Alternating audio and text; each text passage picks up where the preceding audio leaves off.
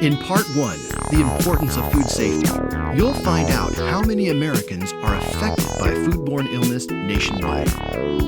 We'll meet an environmental health inspector and discuss how cleanliness is a key factor in his work. Every kitchen requires a person in charge, and we will introduce a PIC to talk about their responsibilities. Then we'll focus on who is at risk, where we learn which segments of the population are most at risk for foodborne illness or injury, and how you can help keep them safe. Without proper food handling practices, the public becomes at risk for foodborne illness or injury from hazards in the foods they consume. Anyone who's had food poisoning or a foodborne illness or injury knows it's an unpleasant experience.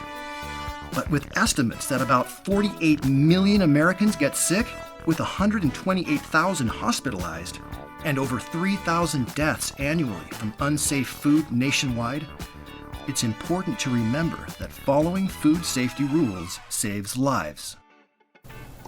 We asked Zack Manning, an environmental health inspector for Lane County in Oregon, to tell us about his role in maintaining public health and what he looks for during his inspections of restaurants and food service facilities. The most important thing is this restaurant clean? If you have a dirty restaurant, that tells me a lot.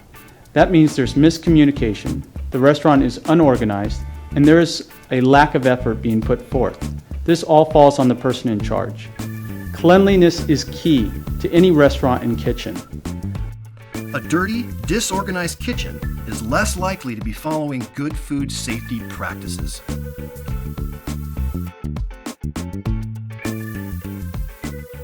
The second thing Zack looks at is the competence of the person in charge. A person in charge that is competent and knowledgeable is required in all restaurants at all times. If I do not have a knowledgeable PIC, it makes my job very challenging ensuring food safety. A person in charge, or PIC, must be on the premises during all hours of operation and must know the food code and procedures used in the establishment. They should be able to answer all employee questions regarding food safety and provide training on how to perform jobs correctly. As the person in charge, I'm responsible for all the food safety and sanitation in the department. I'm responsible for all the food that comes in, as well as all the meals that go out. Food safety is everyone's business. If the public feels unsafe, the entire industry suffers. The general public needs to have trust that the establishments they patronize follow the basic food safety guidelines. But no matter what precautions are taken to ensure their safety, certain segments of the population are still more prone to becoming sick or experiencing worse than normal symptoms from foodborne illness. It's easy to remember how to identify highly susceptible populations by using the acronym YOPI. The Y stands for children younger than 5 years old. O is for older than 65 years of age. P is for pregnant women. And I stands for those that are immune compromised, meaning having a serious illness like cancer, HIV, diabetes, or other conditions, as well as those prescribed certain medications. Our compliance rules are really geared towards the susceptible populations. So by following basic food safety rules, we can mitigate any negative impact on those people at risk. Because of people in the YOPI category, extra caution needs to be exercised when dealing with undercooked meats, raw oysters, undercooked eggs, sprouts, as well as unpasteurized milk or juices.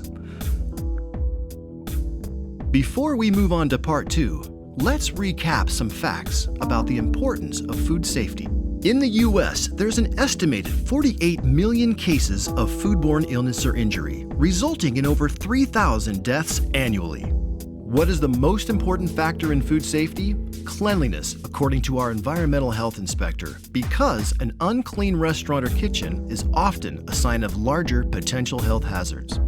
A person in charge is required at all times to ensure proper food handling practices are being followed.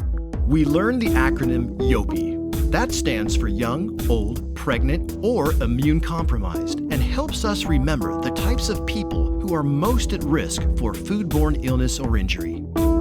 Finally, we listed some foods that require extra caution due to people in the YOPI category, including meats, oysters, eggs, sprouts, and unpasteurized juices.